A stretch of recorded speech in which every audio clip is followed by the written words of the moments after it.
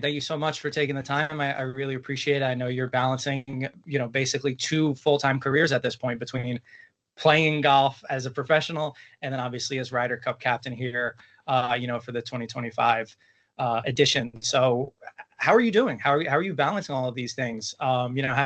How has this past year been for you, juggling all these full-time responsibilities and being asked 1,000 questions? And I got a few more for you here too, and just all the added responsibilities that come with being a Ryder Cup captain. Yeah, I mean, it's been a really busy year, that's for sure. Probably the busiest in my life, but I've really enjoyed every second of it. It's a role that I didn't expect to ever get the chance to do, especially not right now in my career.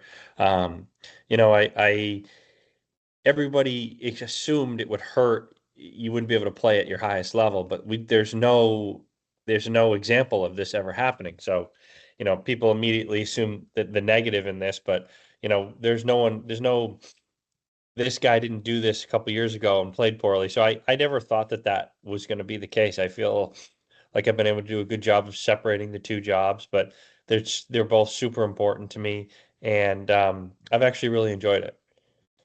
I love it. I was going to say, how do you go about balancing those two? Because obviously, being a PGA Tour professional is a full-time job with the travel and the training, and obviously playing week in and week out on top of all these other responsibilities. So, do you kind of have set times each day, week, where you're like, this is Ryder Cup specific, this is playing specific?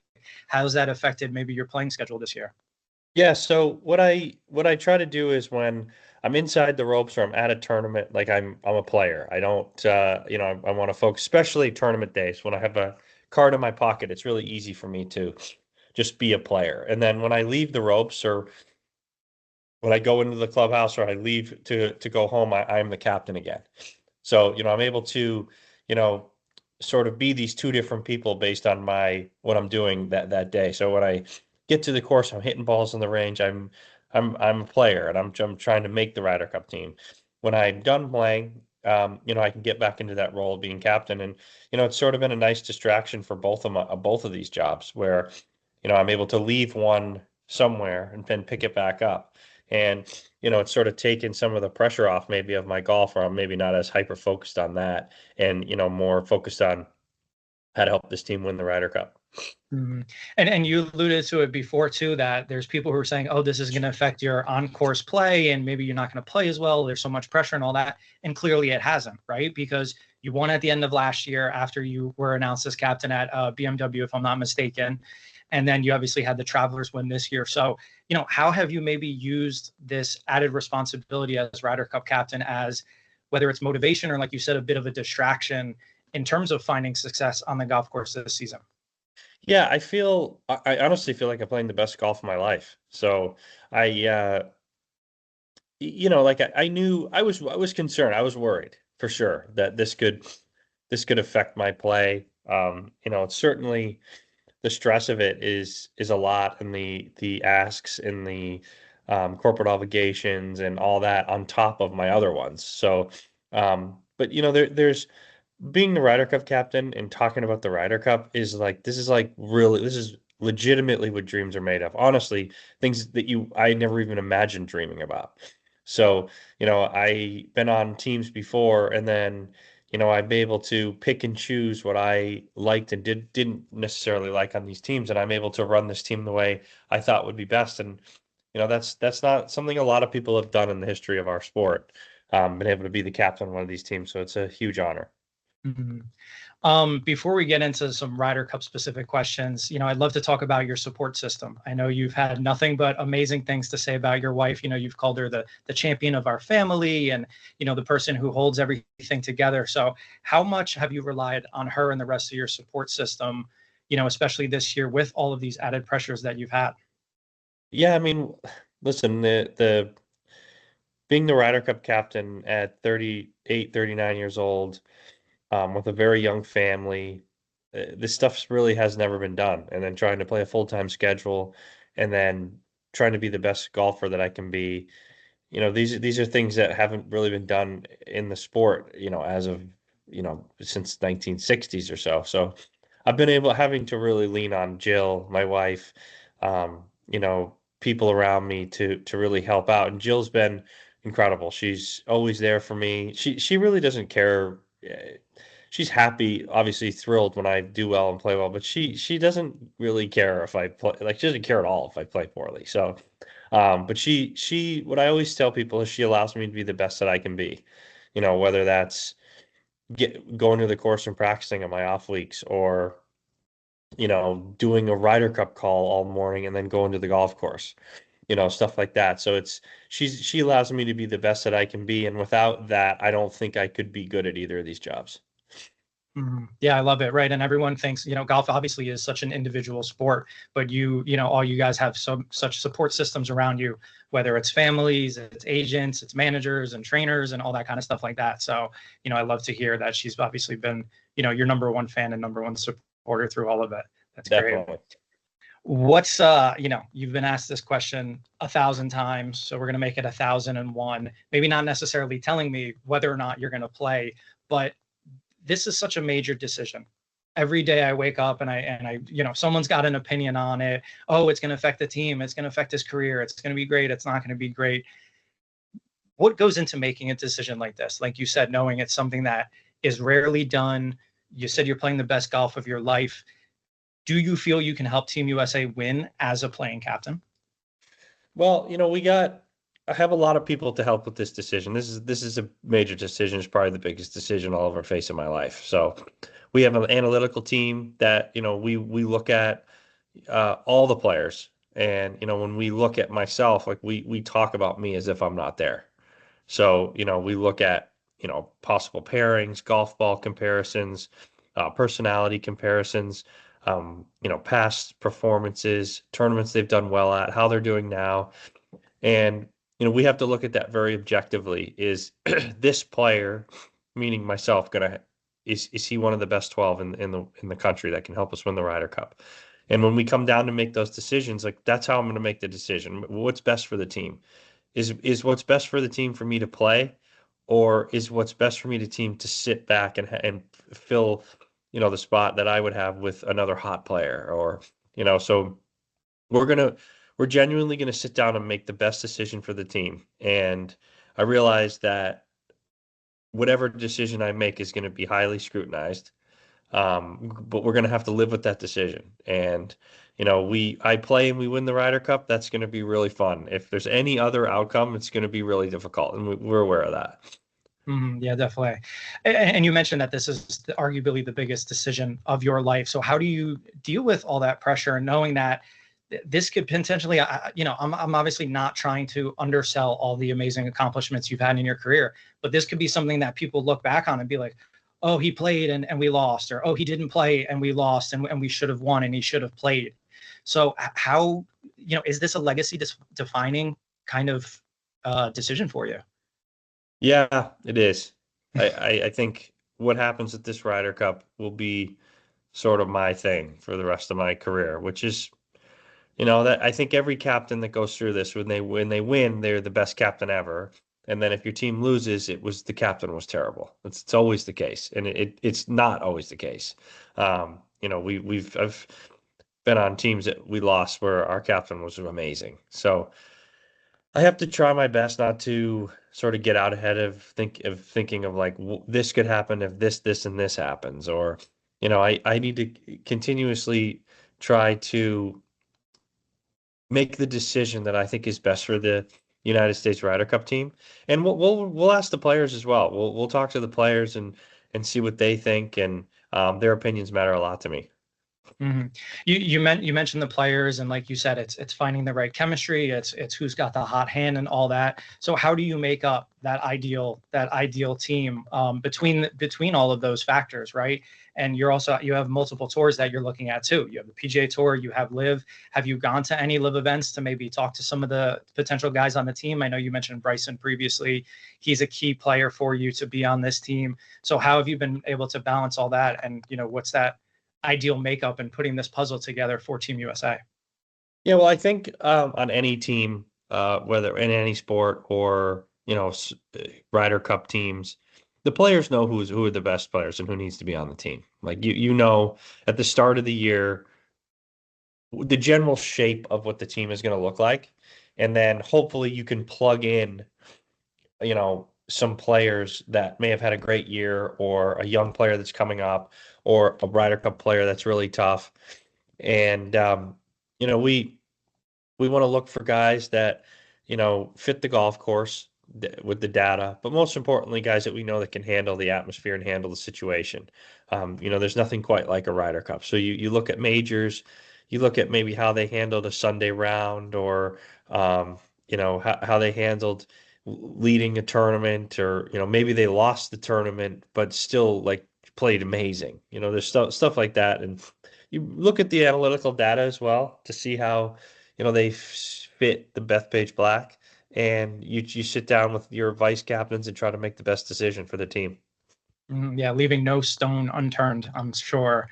Correct. You know, we saw a little bit into the makeup of the 2023 team, obviously thanks to Full Swing, and we were there as well for the heartbreaking, call that you got from then captain Zach Johnson and just everything. So looking back on those last 2 years from that moment, which, again, with the cameras in your face, and it was such an intimate moment that you shared with, the millions of people that watched, to where you are now, just take me through that journey, and what kind of perspective do you have now being in Zach's position, having to make some of those similar phone calls in the next, few weeks? Yeah, it's really, I made a real conscious decision about 5 years ago that I really wanted to try to make one more of these teams. I went early in my career where I thought I was going to play on every team for the next 15, 20 years. Like, that's how you think. And then I got to a point in my career where I had a conscious thought in my head that I have to give up this. This is never going to happen again. And like, I needed to be okay with that because it was torturing me. And I sort of decided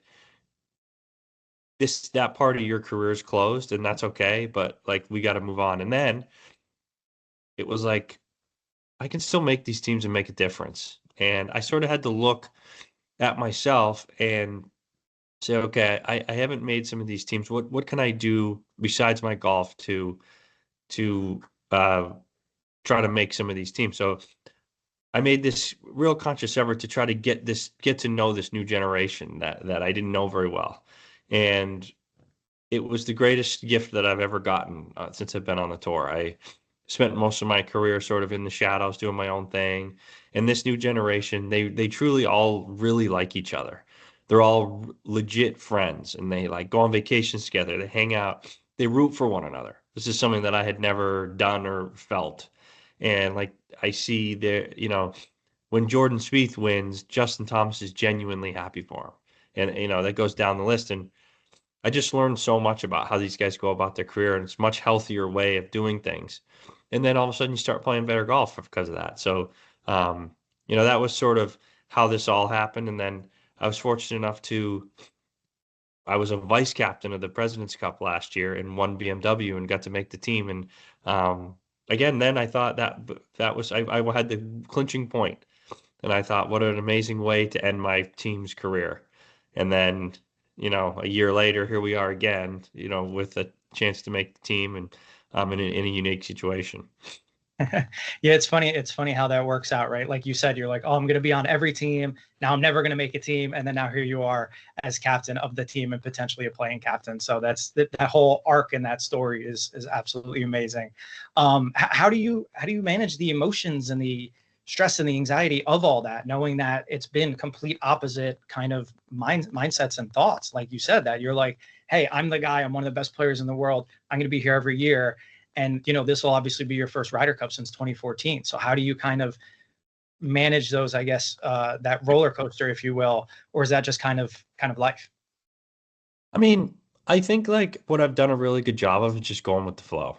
Like, I can't control a lot of things that happen in my life right now with the Ryder Cup and the stress of that, the ups and downs, and this guy's playing really well, and then now he's not. And this is a guy we'd love to have on the team, but now he's not playing that good. Or here comes another guy.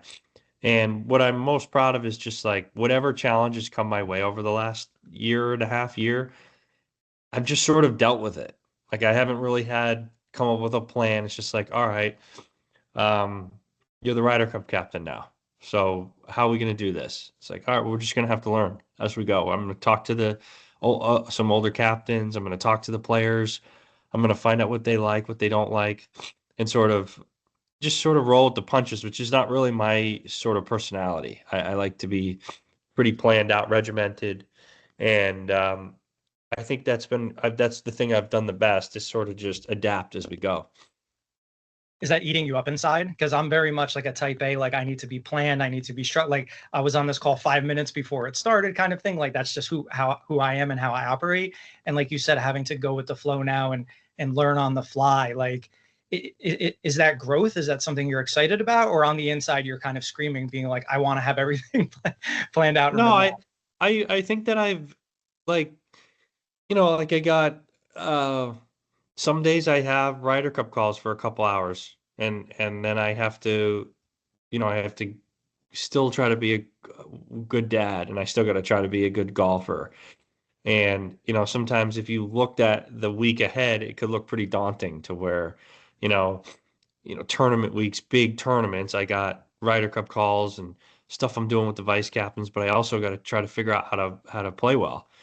And instead of sort of trying to hyper focus on how I'm going to do that, again, I'm just sort of like, all right, I'm going to just tackle this first thing, do the Ryder Cup call or whatever it is, talk to my vice captains, and then I'm going to the golf course. I'm going to be a golfer, and then when I come back, it'll still be here. And I've just sort of the strangest thing really is in my career, I've always been able to lean on people and call people for advice about how to be better in the final round, how to play majors better, or whatever, how to deal with media better, whatever it is. But in this instance, I have no one to call. There's no one's ever experienced this, so that sort of can be a good thing too. I'm sort of figuring it out as we go. Yeah, trailblazer. People will be calling you in a few years from now, being like, "Hey, I'm in a similar situation like you were in 25. Give me some Right. advice. How can I do this?" Um, Going back to the team and these calls you have to make. I know you said, originally in 23, you kind of felt like the outsider looking in of this new kind of generation of golfers. Everybody was very close knit. You said vacations together and all that. As you've gotten to know these guys and kind of be more a part of that, how are these phone calls going to go for you? Does that make it easier that you have more of a relationship with these guys? Does it make it harder knowing that you are, closer to these guys and, hey, unfortunately I might have some bad news for some of them? Like, how is that evolving Yeah. relationship with everybody been? Oh, it's gonna be horrible. It's gonna be like the worst day of my life, probably. I would say that's probably gonna be the worst. One of the one of the top worst days of my life is having to call these guys because, again, I know them. Normally when you get the call from the captain, you know who they are, but you don't know them. They're older, they're gone, and then for me, which is going to be different is like you normally you're captain of the Ryder Cup team. Once the Ryder Cup's over, you don't really see him again because he's not playing. Like I'm going to see these guys all next year again, or I'll see him the next day in Jupiter somewhere. Um, but I know how I've been on the wrong end of these calls a bunch, and I know how I would like them to go. And I also knew on every single one of these calls, there was a good chance I was not going to be on the team because if you're not in the top six, you can't assume you're anything. And I would think that every player that gets a bad call knows that this is a very real possibility because I've been on the other side of them, and I think they'll obviously be very upset, but on one hand, they know that this is a chance that this could happen because we've all been on these calls and these bad side of these calls. Yeah, definitely. Obviously, there's so much on the line here with the Ryder Cup. Outside of who wins, just the history and the prestige and just the excitement and the headlines and all that kind of stuff like that. What does the Ryder Cup mean, not only in golf but sports in general, and obviously to you personally as someone who's participated in a few of them in the past and now obviously going to serve as captain here in 2025? Well, I think that it's become like our pinnacle event in the game. I mean, you take outside the majors, we all want to win majors, but there's something about this Ryder Cup. I think especially over the last like 10, 20 years, maybe 25 years, it's really uh it's turned into like a spectacle. Like it's turned into something that kind of transcends golf. And it's something that we all when you start the year, you want to make the Ryder Cup team. And like you're to be out there. For a person like me, I grew up loving all Boston teams. Like it's my favorite thing to do is watch a Patriots game.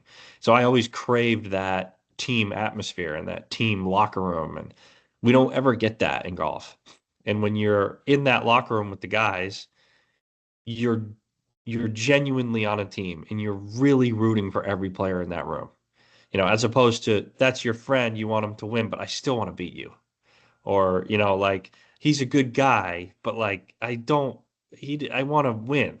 Um, you're in that room across the table and you're like, if we win the Ryder Cup and I lose all mine, like that's fine. And you're out there, you're watching. It's like when you're watching a match, it's like you're a kid watching your favorite golfer play. Mhm. You're watching Scotty Scheffler play, and I'm 10 years older than him, and it's like I'm watching Tiger Woods cheering for him when I was 10. So it's just a really exciting and amazing feeling.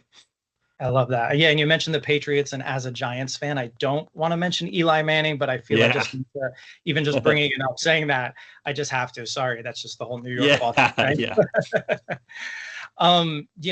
Again, this event has so much on the line, the history, the prestige. It's the 45th playing this fall.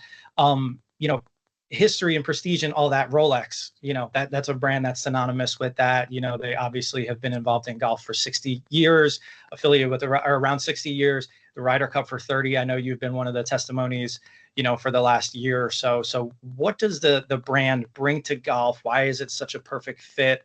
And, what's your relationship been like with them?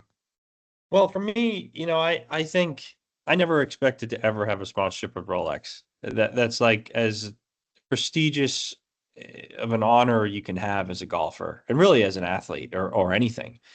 And, when I became Ryder Cup captain and this was a possibility, this was a real honor for me to be a part of. I think when you're representing Rolex, you're representing the excellence that they have, the longstanding history and tradition. And it's something that I'm really, really proud of. I watch their commercials. I watch their, the players that they have. They're all the greatest ever and everything. And it's really an honor to be a part of the company. Mhm. Yeah, I love that. I know I was reading another interview you did a few years ago just about, your shoe sponsor and how they just send you shoes on shoes on shoes, and you had to get, I think it was a storage unit for all those Yeah. shoes. You had so many of them. I'm not expecting you have a storage unit full of Rolex watches, but how's the watch collection these days? Do you have a favorite that you have? Anything like that? It's growing. I'm really excited about the watch that the guys are getting at the Ryder Cup. I got to keep that kind of secret, but the Rolex again has kind of outdid themselves, and they've sort of upped their game here for the Ryder Cup, and the guys are going to be really excited. And this Rolex watch will be, for that we get at the Ryder Cup. Trophy isn't the right word, but it'll be something that you can have that will always remind you of the week or for me, the year lead up or the year and a half lead up and all the stresses that came with that and all the happiness. And I look forward to having that forever. I love that. Yeah, I was gonna say probably just a memento, right? To remember the experience and all that great stuff. And hopefully it's a win. Yeah. And again, shifting gears back to the course and all of that, what is it going to take for Team USA to win? I know we obviously had, the letdown in Italy, and if I'm not mistaken, I hate to bring it up, I think Europe has won 10 out of the last 14, if that's correct. So, how do we win and bring the Ryder Cup back to the US? Well, I think Bethpage Black is a really special place to a lot of people in New York. It's a true public golf course. Locals can play for 30, 40 bucks. It's a place that they grew up at with their dad, bringing them their grandfather. And it's a really special place to a lot of people. And I think if we can just sort of embody that and sort of embrace how important Bethpage is and sort of take on the persona of what the locals feel when they step on the property at Bethpage Black and play with passion, with, selflessness and be good teammates and be passionate, I think we're going to be great. Mhm. Obviously, Boston is a huge sports city, New York as well too. If you had to imagine what the environment and the fans and everything at Bethpage, especially for that first pairing and that first tee shot and all that kind of stuff like that, like can you picture what it's going to be like, at the end of September? Or it's one of those things you're like, I have no idea how crazy things are going to be.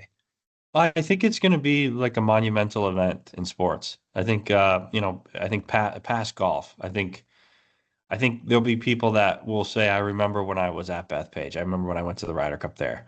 I think, when we go play there at playoff events and majors, it's probably the craziest atmosphere we've ever played in. And that's just you know, a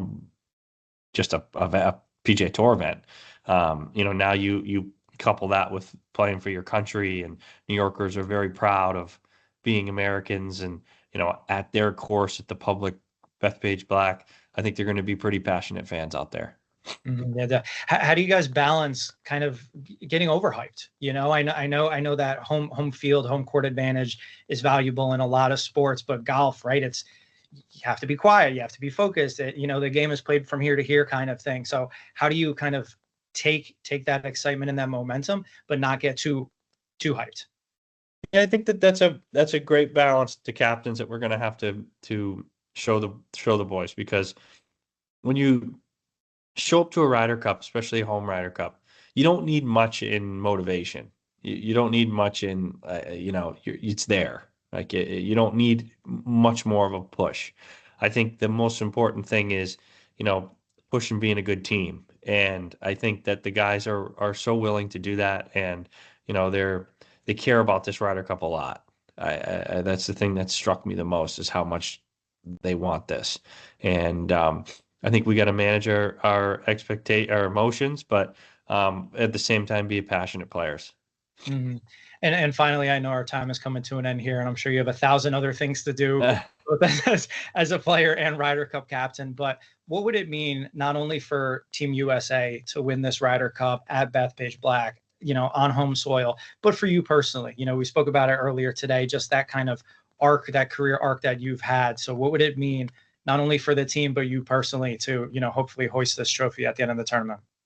Well, I think for me, it would be the greatest moment of my golf career. I don't think I could ever surpass it, even winning majors. And I think that'd be really special. And to be able to do that at Bethpage and then continue on my playing career would be pretty great. And to be able to go back to Bethpage as a winning captain, and to be a winning captain for the rest of my life, would probably be one of the coolest things that could ever happen to me.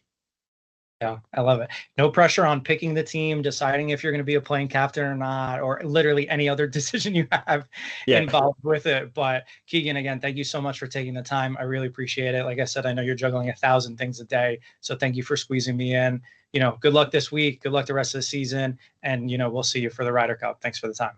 Thanks, brother. Appreciate it.